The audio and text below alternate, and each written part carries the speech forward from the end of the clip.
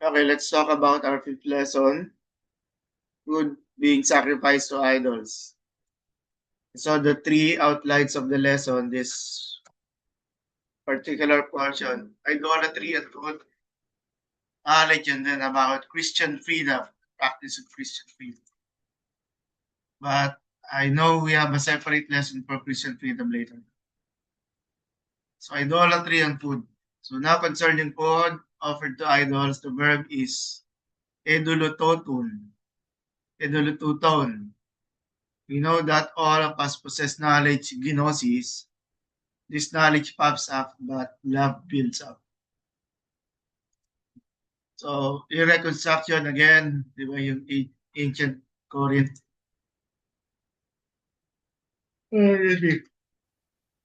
So, in the central complex of ancient Corinth, they have not just one, but many, even at their polytheistic religion, or many of them practice polytheism. They had these different, first, Temple of Apollo is a god of archery, music, and that's it. Yung basis natin ng Mercury drug, no? That's the god Apollo. And then Temple of Athene, warrior goddess, protector of Greece, and metalworking. So Athene no, is yeah, yung national level. And then they had this market, Agora. Agora is Greek translation of market. In Quezon City, we have Agora Market. That's literally market. So market. And in yeah, in ano no, in was that anyway. And then the administrative building is a symbol of power. At the center of it, the Glauque fountain, symbol of life. According to Ben Witherington, several temples in Corinth had dining rooms where feasts were held on many occasions, including birthdays. So, birthday celebrant for October.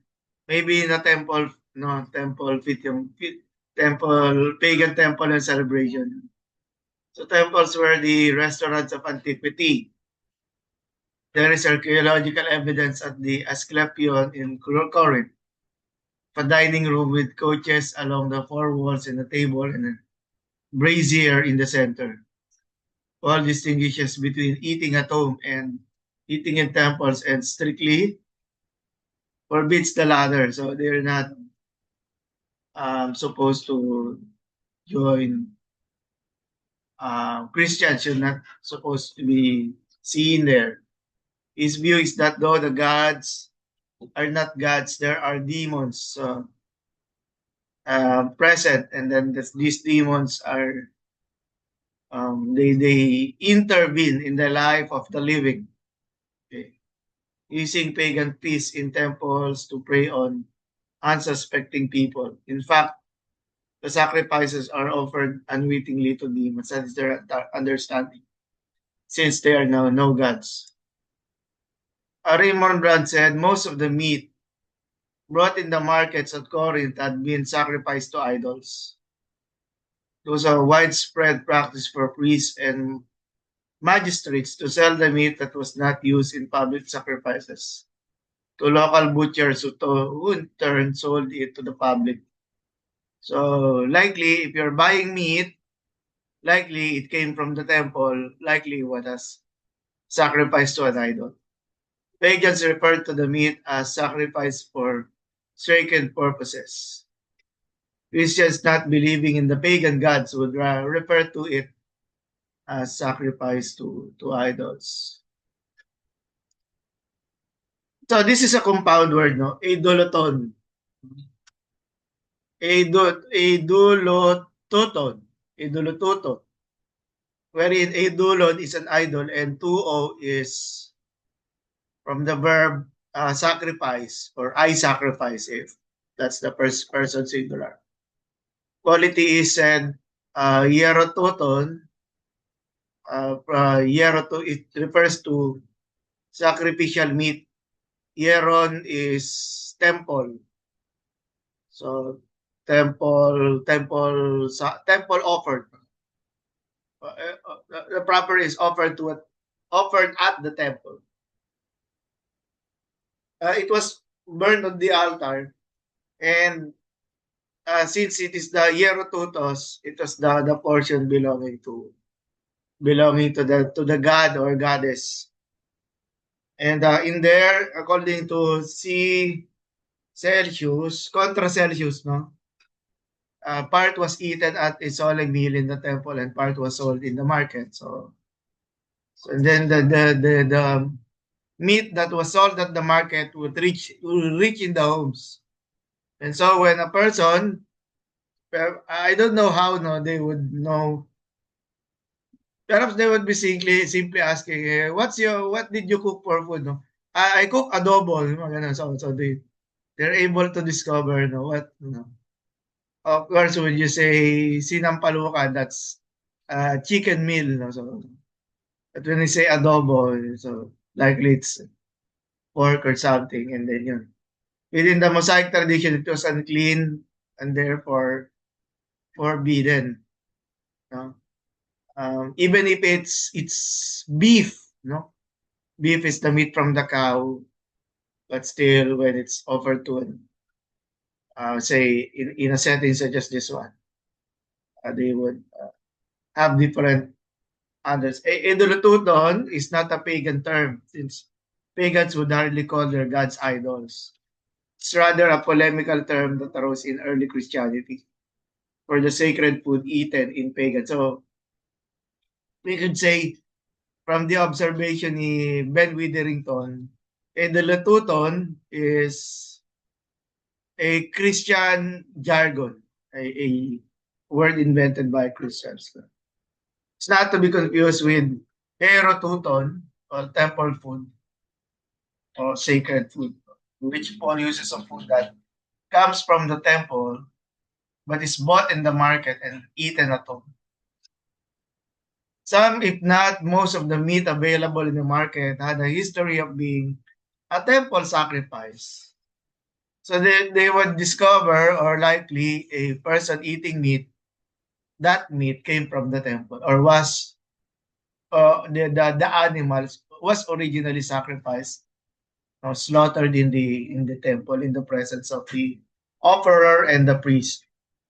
But one could buy many other things in the market: fish, sheep, butchered there in the masilum, and various grains, vegetables, and fruits. The poor person, no, obviously did not or could not afford meat.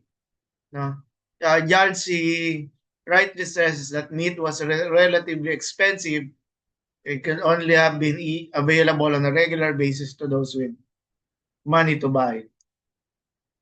Then apparently, during religious feasts, sacrificial meat was monopolized by senators and all others of high status. If the poor got meat, it was likely at such a feast as part of a celebration. So, which means the poor only get to eat meat when it was given by someone else. So that can be the what you call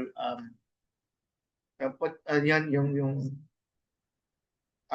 several occasions when the poor were able to participate, or sometimes, no, in a sports arena, no. And so there is a rich patron who would be donating food. So, but likely, of course, an arena would be having like many people. So depending dun sa available meat to them, no. Likely, that the temple priests bequests given by the more well-to-do in honor of a god. A middle or lower status person buying meat in the market would seldom purchase anything that comes from the temple. So they would be like I do not know how they had this ability, no, to determine which meat comes from the temple and uh, or from the farms. Old Testament foundation, Exodus 20, I am the Lord your God who brought you out of the land of Egypt, out of the house of slavery. You shall have no other gods before me. You shall not make for yourself a carved image, any likeness of anything that is in heaven above or that is in the earth beneath. So, God abhors idolatry. And during the post-exilic era, idolatry became the cause of the. No, no, no. Rather, it was believed theologically by the people of the post-exilic people during the post-exilic era that is to be described the time of Ezra and Nehemiah. No, they believed that the cause of the exile was idolatry. So Nehemiah 9. But they, our ancestors, became arrogant and stiff-necked, and they did not obey your commands. They refused to listen and failed to remember the miracles you performed among them. They became stiff-necked in their rebellion and appointed a leader in order to return to their slavery. But you are rather a forgiving God, gracious and compassionate, slow to anger, abounding in love. So, let's see. Now with the contra Celsium, this is a I forgot the author. Celsium is a Jew, and so they were using this material. They have like a debate, no? And so this is apologetic, no? For that which is offered to idols is sacrificed to demons, and a man of God is that joined the table of demons. Sustained strangled, no? An animal that was killed by through strangulation. We are forbidden by scripture to partake of them because the blood is still in them, and blood, especially the odor arising from blood, is said to be the food of demons. So they have this superstition about the blood concerning kasi 'di ba there is this um sabihin natin yung blood clot, no, happening on strangled animals, no, that's tawag mo ron, that it the blood mixes with the meat, no, something like that. And so they do not like it, no. Perhaps then if we were to eat of strangled animals, we might have such spirits feeding along with us. And the reason which forbids the use of strangled animals for food is also applicable to the use of blood. Ito siguro mga additions na lang to contra Celsium. We may skip to this. Celsius, the Jew, criticized Christians. In our opinion, a man can only be said to eat and drink with demons when he eats the flesh of what are called sacred victims, and when he drinks the wine poured out to the honor of the demons. So that's yung influence ng demons, no, transfers to the cup or to the meat from the animal that was sacrificed. They had this superstition, ano. So yun. But Celsius thinks that we cannot eat bread or drink wine in any, say, whatever taste fruits, or even take a draught of water without eating and drinking with demons. He adds also the air which we breathe is received from demons, and that not an animal can breathe without receiving the air from demons. So it's really filled with this type of superstition associated with eating.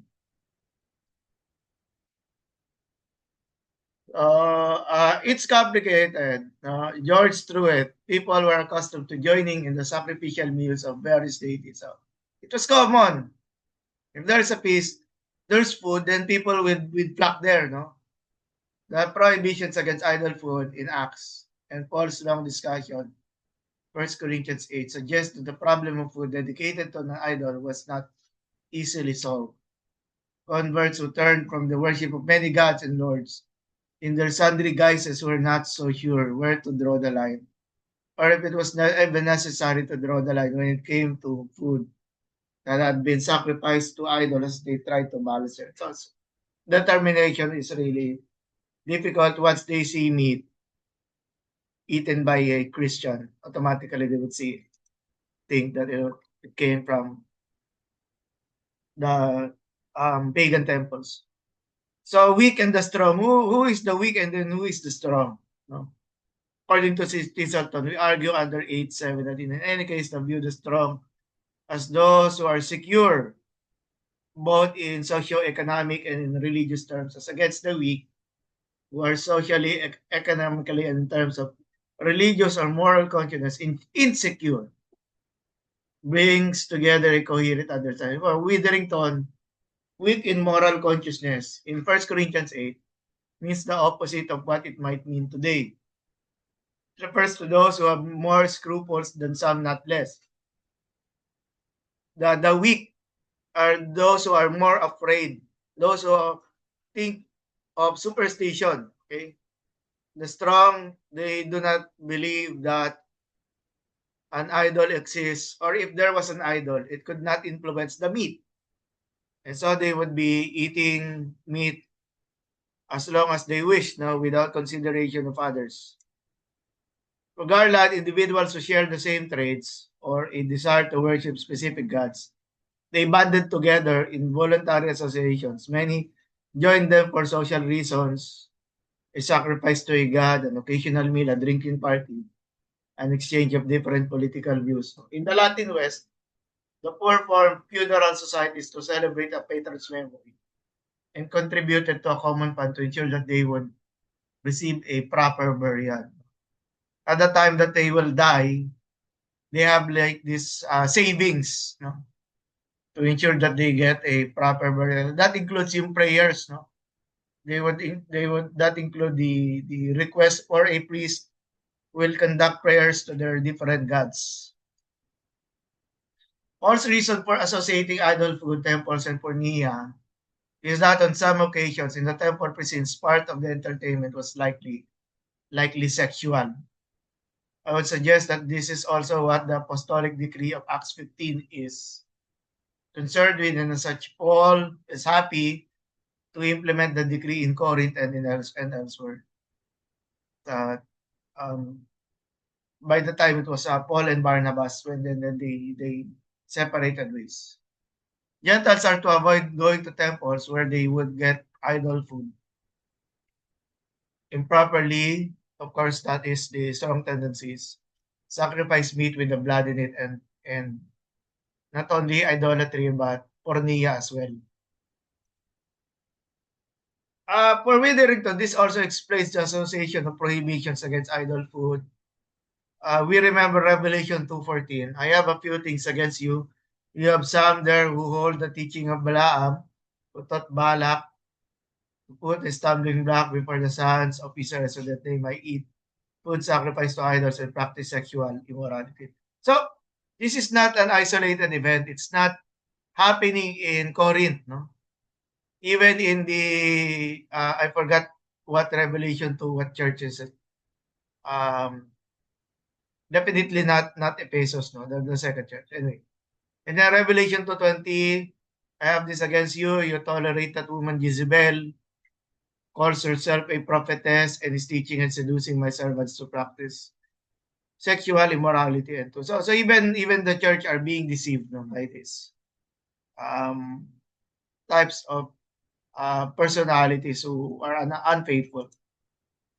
In Acts 15, that you abstain from what has been sacrificed. So we read that a while ago. Schmidt-Pantel asserts that in the Greek city, religion is present in all the different levels of social life. And I remember Acts when Paul visited Athens in Acts, said that the city was indeed filled with different gods and goddesses. So every aspect of life, no, in Greco-Roman societies, they are associated with a god. It will not do to divide meals on temple grounds. Okay. So Raymond Brown again, while all Christians would have this knowledge, if their faith were mature, there are also immature Christians. What faith is being referred? They do not know that they know rather. They know that a God or a God an idol does not exist, it cannot affect the food. It cannot affect the food. These are mature Christians. But there are also immature Christians, right? These immature Christians think that the food can be influenced, no? Can be influenced by the deity, the God that was performed during the sacrifice. They believe that these are immature Christians who cannot overcome completely their pagan background, which permitted a real existence. Consequently, when they eat meat sacrificed to others, their consciences bother them. They feel uneasy about what they are eating because they once believed. So that was their custom. What was regular to them prior to their conversion, no, was suddenly being challenged here, no, because of the they have now he said they have now become Christian. Why are some of the brothers and sisters eating meat? So the conscience of the weak Christians is not weak because they have no. It's not because they have no deep concern. It is weak because they have an elementary understanding of the Christian faith, and that elementary understanding means they still believe that demons can influence the food. They are very conscientious concerning the moral obligation, but the resulting is they become so picky, no? They become so uh, conscious, no, about the meals of their brothers and sisters. For a sensitive, spiritually immature person to act contrary to culture results in moral and psychological damage. And so that is the negative effects, no? If the weak knew that one of his brothers ate meat and then he becomes offended. Let's talk about knowledge in this context. So Paul praises the Corinthians in the opening. I give thanks to my God that in every way you are enriching him, all speech and all knowledge. Knowledge has good and bad potentials. 1 Corinthians 8, now, or 8:1. Concerning food, we know that we all possess knowledge. This knowledge pops up, but love builds up. And then another 1 Corinthians 8:7. However, not all possess this knowledge, but some, through former association, eat food as really offered to an idol. So here, knowledge here is not general knowledge, but the knowledge specifically on how this meat is being associated. So if you see someone of knowledge eating in an idol's temple, will he not be encouraged if his conscience is weak to eat food offered to idols? And so definitely the answer there is yes. He will be discouraged. His uh, faith and relationship to that person who is eating that type of food will be affected. And so, verse 11, so by your knowledge, this weak person is destroyed. Meaning, the knowledgeable person here is um, referring to the strong, but he or she is strong. The problem is he doesn't care about others. No? I will eat whatever I want. I do not care what people might think, no, about what I'm doing. So that is, he becomes discouraged. He becomes um, thinking that there is a compromise that took place. Some are given the gift of knowledge. Now, this is a specific type. This is one of the spiritual gifts in chapter 12, I think. Yeah, it's there. No? 12 or to one is given the spirit, the utterance of wisdom, to another, the utterance of knowledge. Knowledge should be practiced with love. And if I have prophetic powers and understand all mysteries and all knowledge, and if I have all faith so as to remove all, but have not love, I am nothing. The knowledge can pass away. Love never ends. As for prophecies, they will pass away. Tongues, they will cease. As for knowledge, it will pass away. And then Paul agrees that all Christians possess knowledge. The Christian knowledge is not the kind that creates pride. Hello? Knowledge can The offshoot of knowledge is pride. And you come to think of the context of the Corinthians, no? They love pride very much. They love to be seen. They love to be praised. They love to be honored.